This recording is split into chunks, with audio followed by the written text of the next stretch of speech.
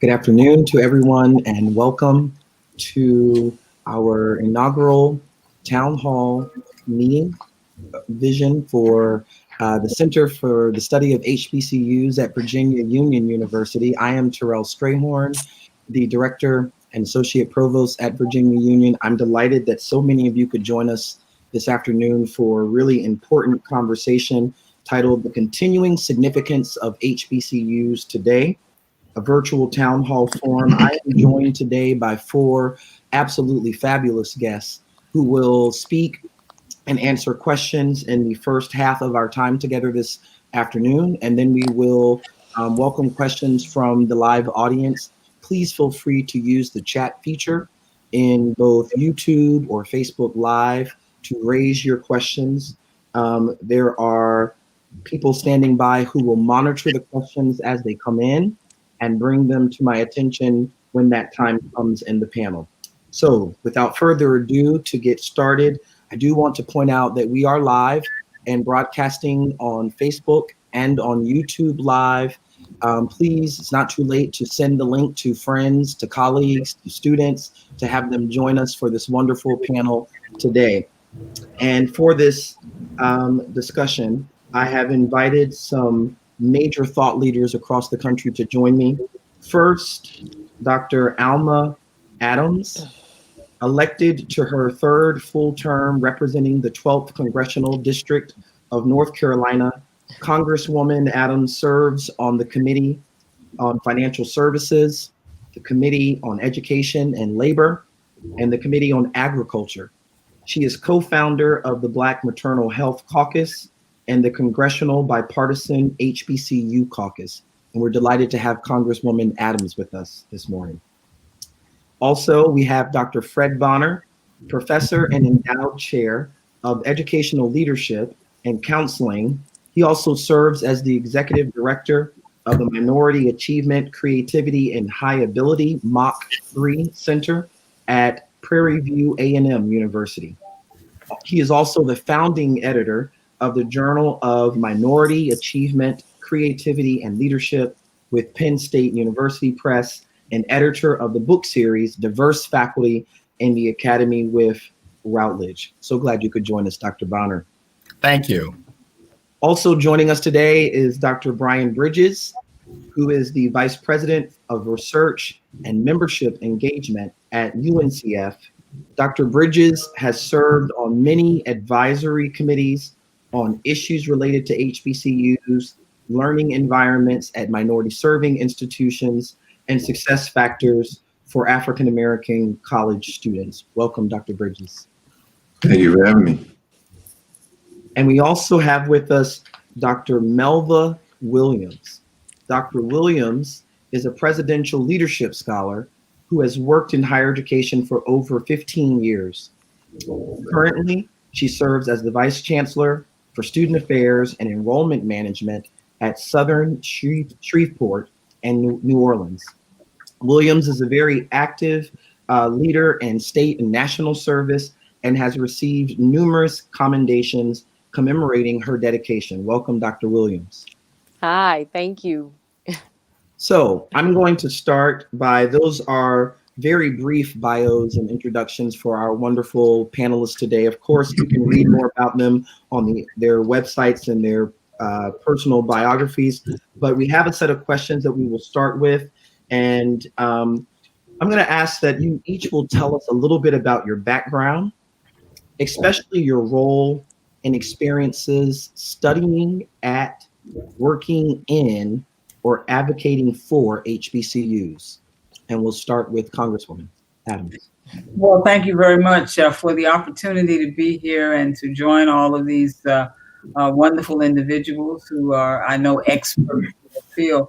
I advocate for HBCUs because HBCUs advocated for me, and millions of low-income first-generation college students like me. I'm a two-time graduate of North Carolina A&T State University, who took a poor Black girl from the ghetto of Newark, New Jersey, who was not prepared fully for college work, but who saw something and who made an investment in me. They molded and shaped me into someone, what they knew I could become. I was a professor at Bennett College for 40 years and taught hundreds of young women who grew up in backgrounds that were similar to mine. And I was made aware firsthand of just how HBCU educations can turn dreams into realities. And because of these experiences throughout my career, I have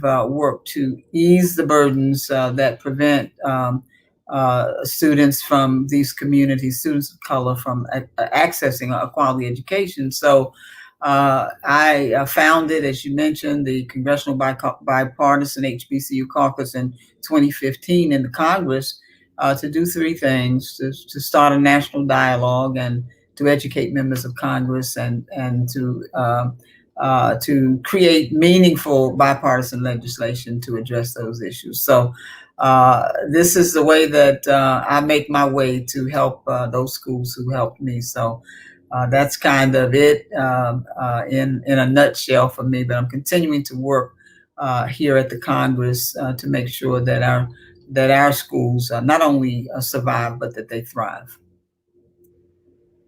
Thank you so much, Dr. Adams. And I know I speak for the whole entire panel and all of our HBCU advocates across the country. Thank you for your work and your leadership on behalf of the HBCUs in Congress. Dr. Bonner?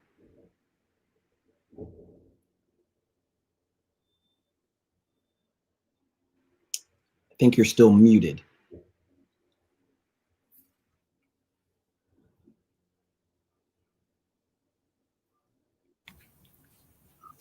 Oh, okay, there we go. Sorry about that. So, Dr. Strayhorn, I just want to say thank you for this invitation. You are always on the cutting edge, and I appreciate the invitation. And just to give you a little bit of background, so I'm a new initiate to HBCUs in a sense, in that Prairie View A&M University is my first experience working professionally in the HBCU setting. However, I have and I said this when I interviewed for this position at Prairie View, that I've always been connected to HBCUs, and I've been on the campuses just through different eyes. And what I mean by that, my parents are proud HBCU grads. My dad was an undergrad at Paul Quinn College back when it was in Waco, Texas, and got his master's degree from Prairie View A&M University. And my mom got her undergrad and grad degree from Prairie View A&M University. So, and my grandmother actually, she graduated from Bishop College when it was there in Marshall, Texas. I'm a native and a proud East Texan. I'm from Jefferson, Texas. So I know very well where Dr. Williams is. My first position was at Centenary College there in Shreveport. But HBCUs have always been part and parcel to what I've done. My main area of research, I have built my career on studying academically gifted African-American males. And what I wanted to understand very early on was, what was the relevant experiences being academically gifted Black and male in the HBCU context versus being academically gifted Black and male in the PWI context. Mm-hmm. So Dr. Strayhorn, in qualitative research, we talk a lot about the emic and edic perspective. So my emic perspective, the insider perspective, I really wanted to understand my own circumstances, having graduated from a public high school in Texas and having to make the decision, whether I take that full scholarship to Jackson State University in chemistry, or do I pursue my dreams at the University of North Texas or other PWIs, or do I look at Grambling or other HBCUs? So that's what kind of drove me and my connection to HBCUs. Thank you so much for that, Dr. Bridges. Sure. Thank you again. I know you're going to get tired of hearing this because I'm sure Dr. Williams will also say, but thank you again, Dr. Strayhorn, for convening us and bringing us together for this very important and critical discussion. So very quickly, so that we can get into the meat of our conversation. My background related to HBCUs is that prior to this, I did not attend one, nor have I worked at one. Although having worked at UNCF for 8 years, I feel like I've worked at an HBCU because I feel like UNCF often evokes the familial kind of culture and ethos that you get at HBCU. Prior to that, years and years ago, some 15 years ago, Lumina's first grant, Lumina Foundation's first big grant, was a $5 million grant to called the BEAMS Project, Building Engagement and Attainment of Minority Students. And it was to the National Survey of Student Engagement, where I worked, and it was partnering with NAFIO, AHEC, with working with tribal colleges, and with NHACU, working with Hispanic serving institutions. And I managed that grant. And so I actually still have people who I run into on HBCU campuses today who remember me working on that project 15 to 17 years ago.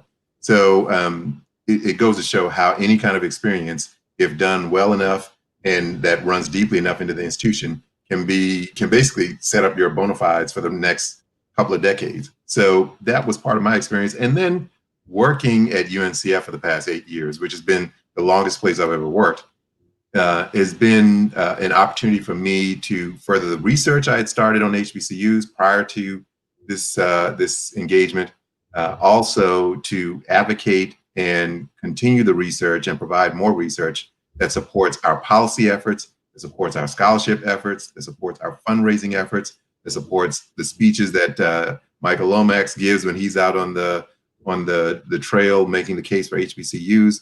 So I've had a deep immersion in the HBCU world through my UNCF experience, especially over the last 8 years. Thank you, Dr. Bridges. Dr. Williams. Yes, again, and the final thank you of the day. Well, there'll surely be one at the end for convening us all. It is an honor to be here, especially with Brian. He and I have done some work together, and I'm so excited to see him today, and you and Congresswoman Adams and Dr. Bonner, who he and I share some interesting background. But my trajectory in the HBCU world has been, I would say, bred into me. My parents are both graduates of HBCUs. They both graduated from Grambling State University. My sister graduated from Grambling State University. My nieces and nephews have gone to HBCUs. I don't know anyone in my family that may have attended a PWI, to be quite honest. My entire family has attended an HBCU if they have a college degree. So, for me, I have always grown up on a HBCU campus. My father was the CFO of Southern University at Shreveport, and he literally brought the first computer on that campus. And I tell everyone that I was the first email for Southern University, Shreveport, because when the school bus dropped me off in front of the campus, I would have to take the memos to different offices and hand them out from the chancellor. So I have been on a HBCU campus since being a little girl. And I'm just proud of that legacy and history that I've had throughout my life. After attending Grambling State University and receiving my doctorate at Jackson State University, so many doors were opened, and I've had an opportunity to work in other institutions. I've worked at Grambling, worked at Southern, worked at Centenary College, and some friends and colleagues of mine, Dr. Herman Felton and George French. The three of us founded the Higher Education Leadership Foundation. And so that organization is a leadership organization that basically helps to train leaders at HBCUs to ensure sustainable leadership at those institutions. Your president, Dr. Strayhorn, is a member of I think he's the Gamma cohort. He would get me if I didn't know specifically, but I'm sure he's the member of the Gamma cohort. And we're just so proud of the work that we've been able to do. And again, I've just wanted to support these institutions because they are so special to us, and they're so special to the culture, and still doing different projects that can help elevate those institutions. If you have not heard, recently I've partnered with T.I., rapper T.I., and he and I will be teaching a course, The Business of Trap Music, at Clark Atlanta this fall. So, just any way that I can find to elevate and highlight these phenomenal institutions is just a part of what I know to do. And so I'm excited to be a part of this this panel today and looking forward to the discussion.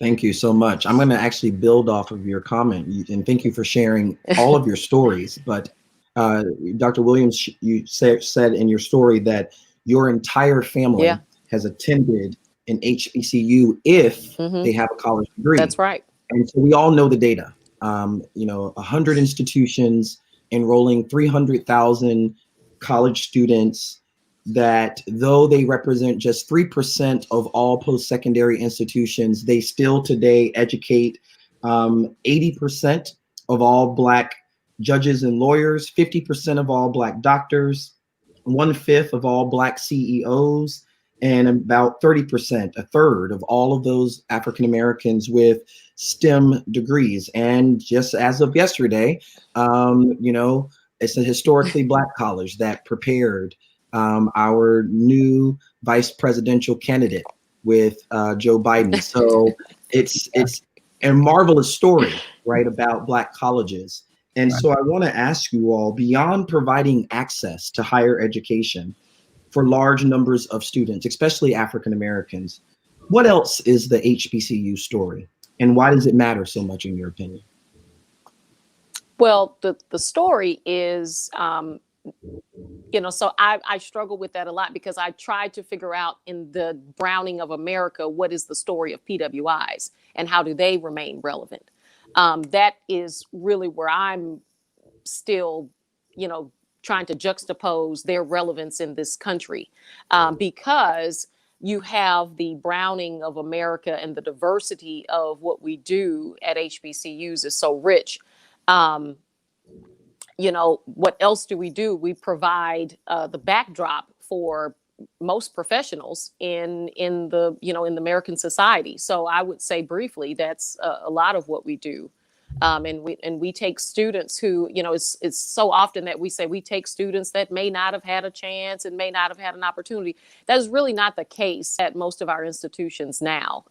You have a lot of students that have options, and you're seeing that now with so much that's going on in our country, that these kids got options and they are choosing HBCUs first. We're nobody's second chance. We are nobody's afterthought, if you would. So in this day and age, our best and brightest are choosing HBCUs. And I'll stop right there. I know the others have comments as well.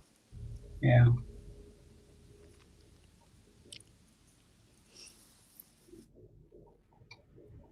I can add, so Dr. Strayhorn, let me reframe your question a little bit, because one of the things that we're doing at UNCF is we're trying to develop a framing for how to tell the HBCU story. And one of the ways that we've done that is with a term that we call the HBCU Effect. And we've even got a website where we're documenting it and looking at the effect of HBCUs, because to Melva's point, that the impact of these institutions are both wide and deep. And we want to explore that in 4 primary areas: their effect on the social fabric of not just the African American community, but the American community writ large; their economic impact, which we have a report that documents that called HBCUs Make America Strong; their educational impact, that goes without saying. We also have another report called HBCUs Punching Above Their Weight that demonstrates the disproportionate impact of how these institutions enroll and graduate disproportionate numbers of Black students in certain states. In North Carolina, for instance, I believe that they enroll and educate somewhere close to half, like 45% or so of the students the Black students pursuing bachelor's degrees in North Carolina. Almost half are attending and graduating from HBC, getting their degrees from HBCUs. Right. And then finally, the cultural, because as we know, many of you, I know that many people saw Beyonce's Homecoming, for instance, and understand the cultural influence of these institutions. So we think that that's a great way to frame the effect of these institutions and how to shape their story, how to frame their story, because there's too much negative out there. And even though that has shifted a bit here lately, even when you get good stories out there about HBCUs, there are always people who are trying to shoot them down. And so our way of helping to counter the negative narrative that persists about HBCUs is to frame it using this HBCU Effect terminology. And we even have a website where it'll be evergreen, and we will update that site as time goes on. And as we bring on more data, more information, we're already looking at some additional things to add. But we believe that the effect is long and deep and everlasting. Thank you for that. That's exciting. The HBCU effect. And so one of the things we do at the Center for the Study of HBCUs is about trying to marshal evidence and data and research so that we can own the story and tell the story about the economic impact, the educational advantage, and so many of the other ways in which HBCUs compete outside their weight, or as you said, punch outside their weight. Dr. Bonner or Congresswoman Adams? Well, let me just thank Dr. Strayhorn. Thank you so very much. This is a discussion that we need to continue to have because I don't think we tell our story enough. And all the numbers that have been given in spite of all, and yes, we do a great job here in North Carolina. We have 11 HBCUs, we'll say half private, half public. And we have the largest public HBCU, which is my alma mater, North Carolina A&T State University. But we don't tell our story enough. And I think that a lot of times we're not talking about the investments that HBCUs are making to ensure this robust economic recovery in our communities. And of course, we've been hit really hard by COVID-19, but it's the universities that are helping to lead our public health response. And it's HBCUs such as Meharry that are conducting research into effective treatments for COVID and hopefully eventually a vaccine. More than half of all of the research is conducted at our universities. And so we do a lot with a little, because we don't get the resources that we need or that we should get, comparatively speaking. But we know that the post-secondary degree is associated with higher future earnings and greater productivity. So it will be the HBCU graduates, and you're right for mentioning our next vice president, who is an HBCU graduate, Howard University. I have a grandson who's going into second year there. But it will be these graduates, our students, who will lead our communities out of this recession, I believe. And so we've got to really be advocates for our schools and for our students. And we've got to understand that HBCUs must succeed, and they must not only survive, but they must thrive.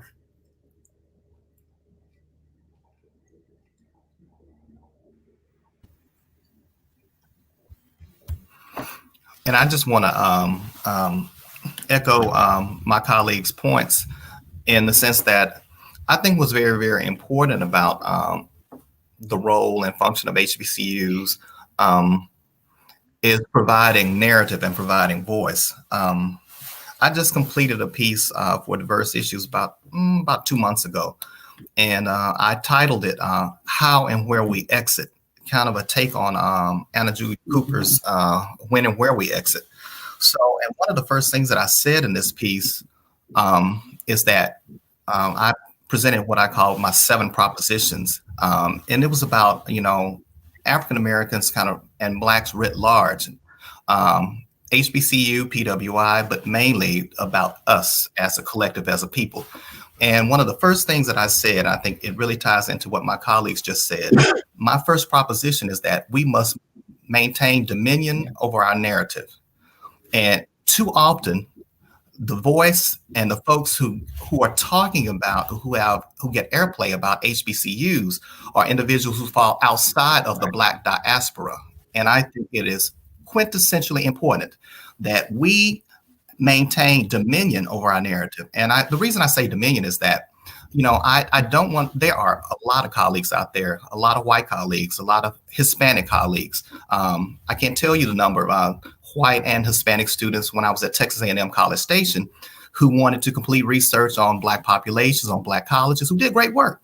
However, that is fine. You can have an opinion about the Black narrative, about the Black experience, about the Black college, but you should never have dominion over those narratives, because we have too many people from our community, too many of our ancestors, too many of our forefathers, foremothers, who we stand on their shoulders of excellence. And I think it does a disservice to their legacy when we don't allow ourselves to tell our own narratives about who we are and what these magnificent colleges are and what they have been and what they have historically meant to our particular communities. All great points. Thank you all. About, we're going to say something else, Dr. Bridges? I was just going to say amen. Amen. I was getting the sign. fist up and the heart sign. I didn't have any. Y'all didn't give me the little things I could clap, do all of that, and shout, little praise hands. But all of those emojis just appeared. Okay. Yeah. So right on. Right on. I feel like we're going to have quite a bit of that by the end Just right on. of our time together. So I want to move now into another element. So we think about HBCUs, and we all know the names: Martin Luther King Jr., Katherine Johnson of Hidden Figures, Benjamin Hooks, Alice Walker, the list goes on. HBCUs have certainly played an important production function in educating and training Black leaders, politicians, artists, creatives, and educators in the past. How are HBCUs continuing and advancing their value in today's society, especially in these critical areas like STEM and so on? How are they continuing and advancing their value? And I'll let anyone start. Well, I think, Terrell, I think that, they're continuing and advancing their value by prepping the next generation of leaders. Those names that you mentioned, I think often when I'm on on a campus, which I often consider, I'll always start my comments as that, I'm standing on hallowed ground. I always wonder who on the campus is going to be the next Kamala Harris, or who on the campus will be the next Alice Walker, or who on the campus will be the next Stacey Abrams. The next generation of leaders have already been prepared by HBCUs, and just put out a couple of names there. But I think that they're continuing that legacy of preparing leaders that are concerned about their communities and give back to their communities. I was on a media call recently, and I talked about how many HBCUs have some element of their mission. There's something around enter to learn, depart to serve. I mean, it feels like 15 HBCUs have that as their mission. And I think that they will continue that ethos of giving back to the community, to their families, to their institutions. Now, there's room for improvement around the giving back to the institutions, but that is also tied up in some larger issues, larger socioeconomic issues as well. But I do think that preparing the next generation of leaders is the key role that HBCUs play in today's society. Yeah, I would agree with that. Having served on a very small campus, Bennett College in Greensboro, one of two African American women's colleges. The whole issue of making sure that our young people, and of course this was a women's college, that our young women were prepared not to be able to compete outside, but to use the opportunities that we provide for them on the campus to engage in a way that when they know they leave, that they are fully prepared to compete anywhere. We invest not only, HBCUs invest not only in the learning of the students, but in creating a sense of identity and purpose for them. There's so many things that you're going to get at an HBCU. You're not going to get anywhere else. The HBCU experience is a very special one. I think we make those kinds of investments that other institutions don't make. And we're seeing more and more students now coming to HBCUs because they want that kind of environment, and where you know your professors, they know you. They're really committed to making that investment in you, and I think that that's just really important. A college experience must be a full experience. It must be broad, and yes, it is about education, but it's also about making sure that you develop as a full person.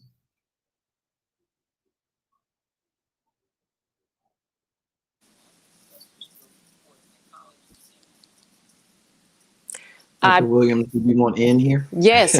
I was I'm, working my mute button, but I also want to say specifically at Southern University, when you talk about STEM, I mean, we are absolutely on the cutting edge of that. Our agricultural center is the first HBCU with a license for cannabis research. And we have our own, we've just produced a line of products that have CBD in it. So please, look into that. Those are things that we're doing, but the innovation at HBCUs is not lost. It is still there. And we're finding that students are choosing our institutions because they can incubate and create the next maybe drug that protects us from COVID-19. Who knows? So, or COVID 22, whatever the next one is, that our students will be finding cures and doing those things and providing that research that's necessary in the STEM field. So absolutely HBCUs are promoting STEM and using our students to just provide new ways that we can do things in the STEM field. Yeah.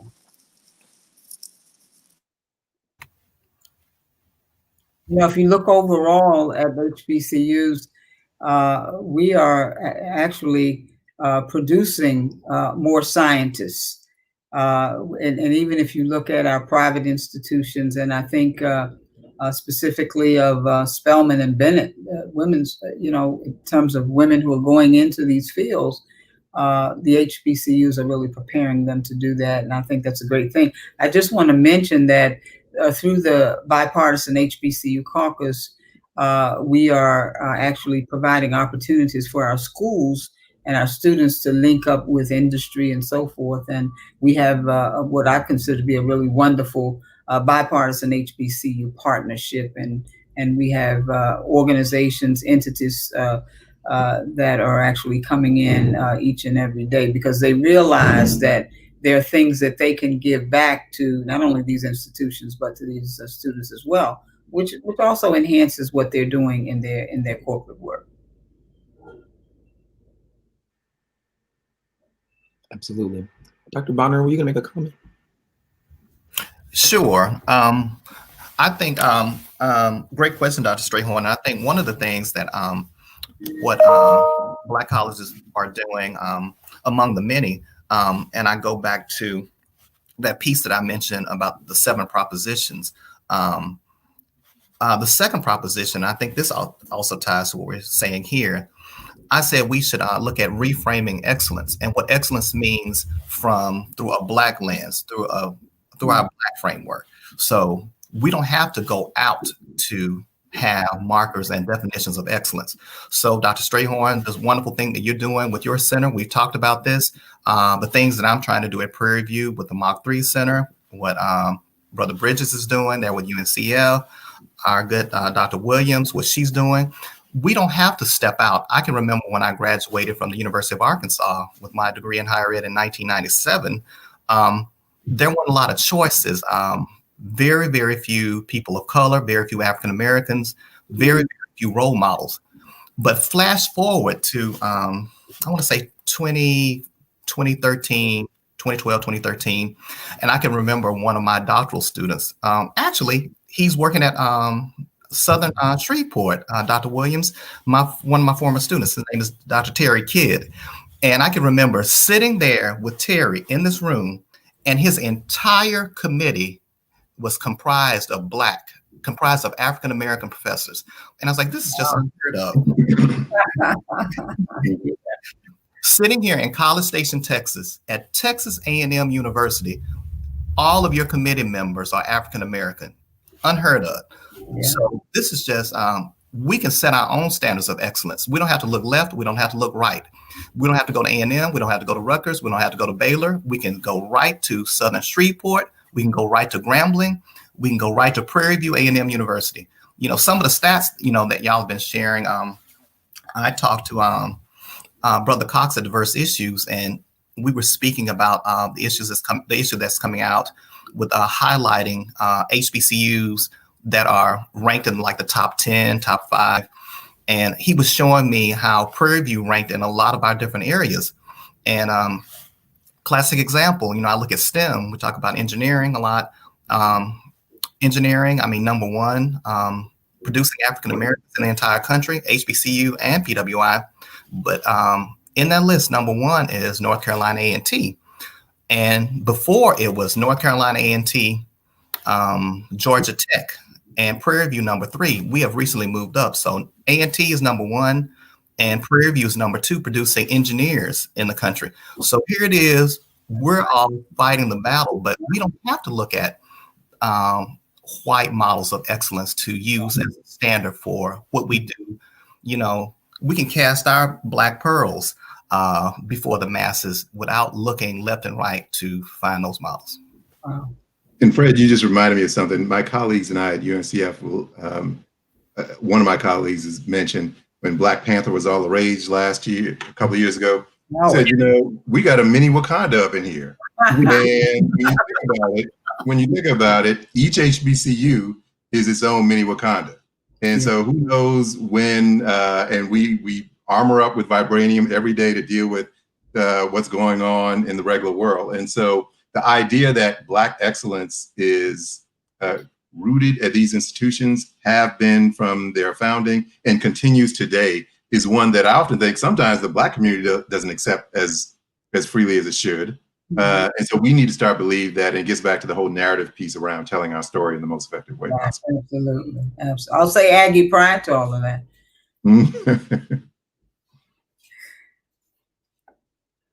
Thank you for all of that. I want to just pause for a moment to say thanks to everyone again for joining us on both Facebook and YouTube. We have quite a large group of folks who have already started sending questions. So I want to get to this last prepared question and then pivot to the questions we've been receiving from our audience. And so you've mentioned it. It's sort of alluded to in your comments, Dr. Bonner, about having a culturally relevant framework to use as we fashion research and policy and programs that will really deal with the needs of our communities. So we're now living in the middle of 2 pandemics, a public health crisis, COVID-19, and we've all witnessed waves of protests in recent weeks and months in response to anti-Black violence and police brutality. You know, living in the middle of this can certainly present feelings of uncertainty about the future. But just as we know that Black lives matter, we also know that Black colleges matter. Absolutely. Some of them are hardest hit by COVID and the forced repayment of campus housing, enrollment loss, and the list goes on. So I'm going to ask all of our panelists to share with the audience what's needed today in the middle of these pandemics. What's needed today to strengthen the sustainability of our HBCUs? Well, as a HBCU administrator, run me my money. I mean, send me the money. You know, so if LSU gets, you know, the sniffles, I get pneumonia. So if that's how that goes, because an LSU in my state has a large endowment to prepare itself for pandemics and protests and whatever may, you know, come their way. They're not concerned with stopping, besides just the sadness of not being able to go into their stadium and play football. But when Southern University is not playing the Bayou Classic, you're talking about hundreds of thousands of dollars that is lost revenue for our institutions. And so it is a huge financial impact and burden that our institutions have to, we have to adjust. Right. And, with enrollment, issues and people being concerned about staying in campus housing, we are seeing unprecedented losses in funding that, we will continually need, and losses in funding that we are not sure the long-term effects of this on our campuses. So we continually need, the CARES. We appreciate that money. It was, a great first step, but we need continual funding to help us brace for, what will happen around the corner. We realized the technology divide that we knew, our campuses were prepared to, when you're on our campus, there's libraries and computer labs and Wi-Fi everywhere. We were prepared for that. But when you send students home into environments where they didn't have wireless, they didn't have proper computers, they didn't have earbuds and places where they could close a door and study. Our students were sent home with, parents who were probably essential workers and working front lines, and their little brothers and sisters who were also learning from home.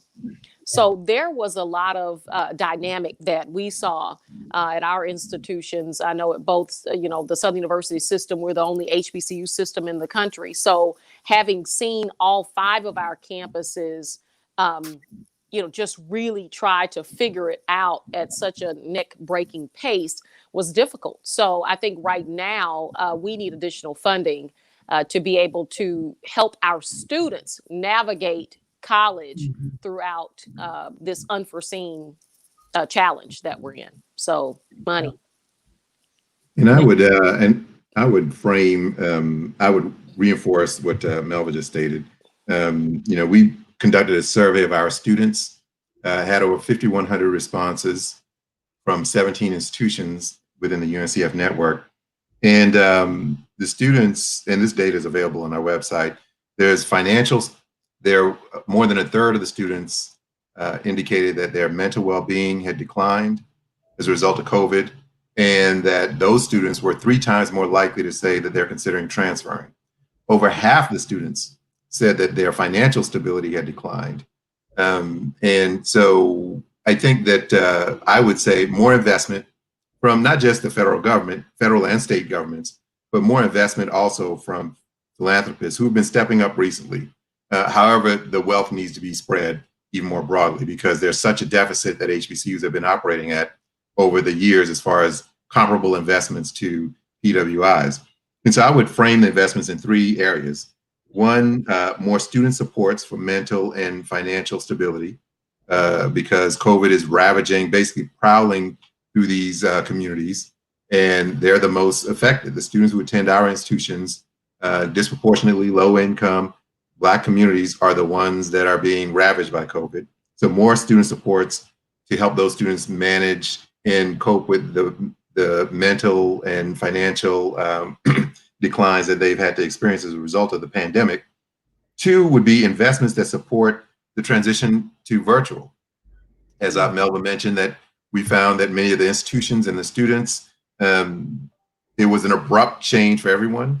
But when you're talking about students who many did not have reliable access to Wi-Fi, who did not have a reliable and new Chromebook or a tablet or a laptop, I think that those are investments that are necessary. And one of the things we saw in our survey is that 80% of the students wanted to come back to campus. We believe that that's because these students, for HBCU students, many of them know that their institution is a shelter in a time of storm, and that it's the most secure, most stable, safest place that they can be for them to actually be productive students. And so, investments that help support the transition to virtual for students and the institutions, faculty development support, for instance, more investment into the platforms, for instance, I think is necessary. And then the third investment would be basically what we've called stabilization investments to the institutions and the students, more financial aid to help students be able to pay for tuition, more investment to the institutions because they have taken a loss in revenue related to room and board. And so there's an overarching kind of stabilization investment that's necessary as well. So that's how I would frame those three investments. And I think Congresswoman Adams was about to say something. Yeah, let me first of all thank you for those comments. You know, this pandemic was it came upon us really suddenly, and particularly our schools, and many of our schools are enrollment driven. So they don't have a lot of extra money hanging around. And as a matter of fact, the pandemic, the situation that it created, there was not funding in their budgets to prepare, like getting the students ready to go home and getting hot spots and helping them with those needs so that they could work online. So the universities, and I've talked to many of our chancellors and presidents, had to still foot that bill. And in other words, I guess you just robbed Peter to pay Paul, so they needed that money. But I think when we look at the fact that HBCUs are sort of leading the public health response in this COVID, that we've got to support the public health research. We've got to invest in research at our major health agencies like NIH and so forth, the National Institute of Minority Health Disparities. But we also have to make sure that the access isn't dramatically impacted as it has been, that results in this economic downturn, so that HBCU graduates can contribute. We have made some investments at the federal level, and we need to make more. We've got to increase the maximum Pell Grant Award. It's lost 70% of its purchasing power in the past 40 years. We've got to reduce the $1.6 trillion student loan debt burden. I think we need to forgive it all, as far as I'm concerned. But then we've got to make sure that at the infrastructure on our campuses are 100 plus years old. I think there were 9 or so that celebrated 150 years. So we're talking about infrastructure investment that needs to be made as well. High-speed broadband networks on our campuses and in our communities where students live, as has already been mentioned. I do want to mention the HBCU Capital Financing Program. I've done a lot of work with Dr. Lomax and with all of our entities, including UNCF, TMCF, NAFIO as well. But the HBCU Capital Finance Program has been an important tool in helping to provide low-cost capital loans for HBCUs that are trying to rebuild, particularly the infrastructure. But the debt obligation is too much, particularly for our smaller schools. And so we're trying to do something about that to cancel all the debt. I mean, I have a couple of bills in. And then I just want to mention one final thing, and that is not only the partnership challenge, but also the Future Act. And we talk about needing permanent funding. This is the first time in 20 years that we now have a standalone piece of legislation that addresses HBCUs that will permanently provide $85 million for HBCUs and $255 million for MSIs to prepare students in the STEM field. So we're working on some things. We need to do more because, again, as I said, we've got to make sure that our schools continue to survive and thrive long past this pandemic. And let me say, Congresswoman, that you've been on the forefront of driving HBCU investments from the federal level. So I want to thank you for that first. Just want to say that. Thank you. Yes, and same here. We are very appreciative of the work that you are doing because it is reaching all the way to Louisiana. All right. And thank you. Ma'am. Yeah, we listen. I have to say this because I say it all the time. I was able to complete my work at North Carolina A&T State University, get my bachelor's and master's there, and be able to go on to the Ohio State University, but only because of the North Carolina A&T. So it's because of the preparation, the underpinning that I got there, that I know all of these young people who get into our schools, our HBCUs, they're going to get the same kind of support that I got as well. Thank you. So I'm going to ask that we are winding down our time, and we've gotten through a lot of questions and comments, and there are lots of comments coming into the chat boxes. So again, to our listening audience, I want to say, if you haven't done so, please feel free to tell us who you are, where you're listening in from, offer a comment or a question in the chat feature on either Facebook or YouTube, whatever platform you are watching, as we continue this really exciting conversation. And so this one, I'm going to move through some of the questions we've received and actually pose them to particular panelists, if that's okay. So Dr. Bonner, this particular question, I think, really sits in your wheelhouse. What role does research play in the sustainability of HBCUs? And particularly, are there specific research topics that we need to know more about? Ooh, great question. Great question. And thanks for posing that, viewer. I was just about to jump in and say something about the importance of research. And Dr. Strayhorn, you and I have talked about this. Now that your center's online and you're doing such great things, that we want to collaborate in and around research. And to address the question, I think research plays a very, very important point. And historically, our institutions, the whole notion of teaching, research, and service, we've been very, very great at doing. Our mainstay has been teaching, which is a great thing, great place to be.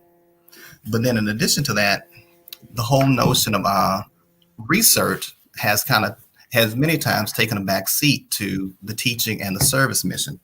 But I think now, in the current context, we can't afford to not be in the research game, because part and parcel to where higher education is going, to really be a player in the game, it's about having a cogent and a concise and precise research agenda.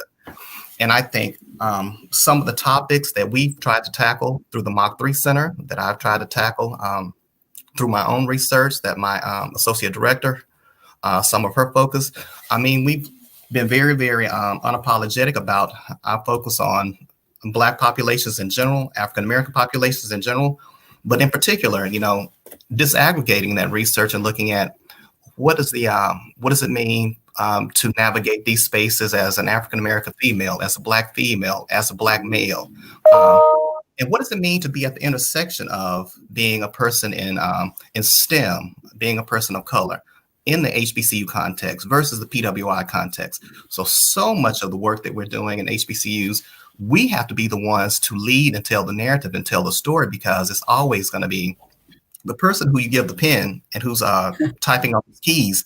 They're always going to be able to tell the narrative and share the research through the lens of their own understanding. Yeah. But I think it's very, very important what HBCUs are doing. And to your point, Dr. Strayhorn, our latest research project is a book that you contributed to. It's coming out January 2021. And the title of this book is Square Pegs and Round Holes, Alternative Student Affairs Development Theory Frameworks, because we spend so much time talking about these traditional models. And I know that's very, very encapsulated, looking at higher ed and student affairs and different frameworks. But I think the larger story is we need to have some alternative frameworks about how we approach what we do in these HBCUs. Brother Bridges mentioned that we have Wakanda. We need to use Wakanda to divine some solutions. And I think we need, from education, from P12, we talk a lot about culturally specific pedagogy. I think we need an HBCU specific pedagogy.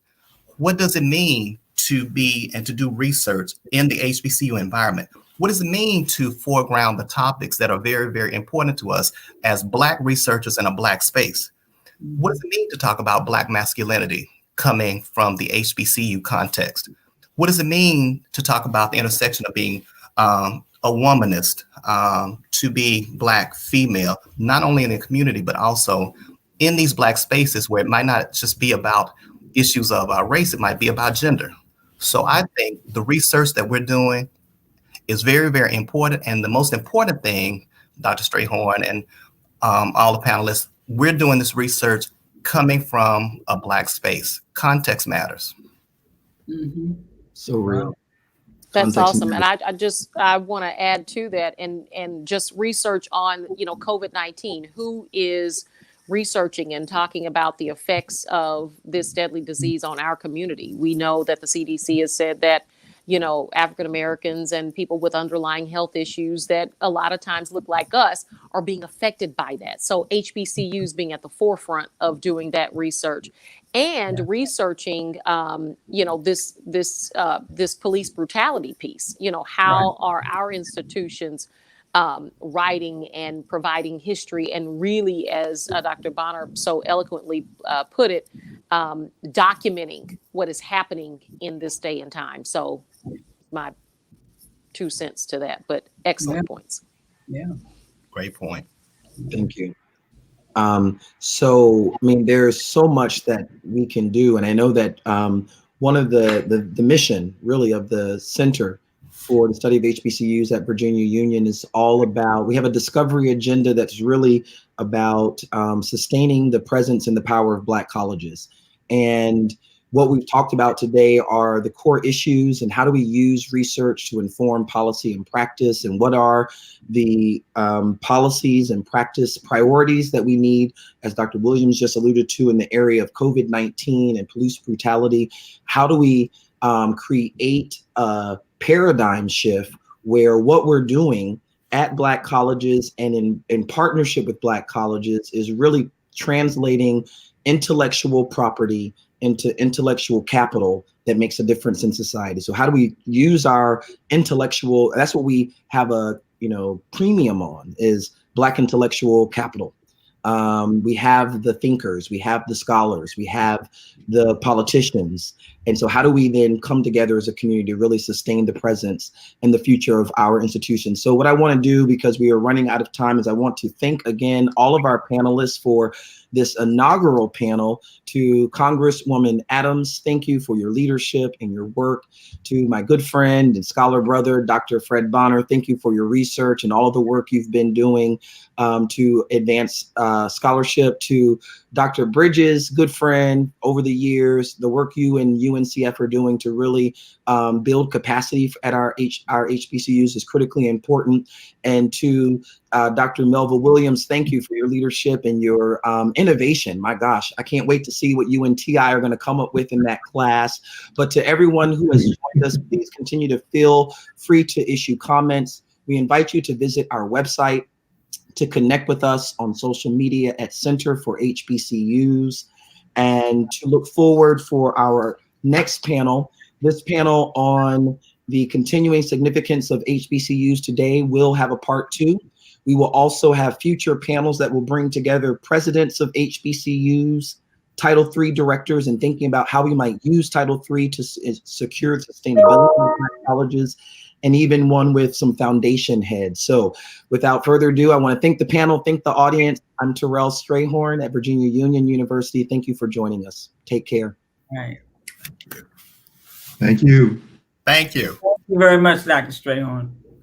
And all of you, you all were wonderful. Thank you. On your shoulders. We appreciate you. That's right. Dr.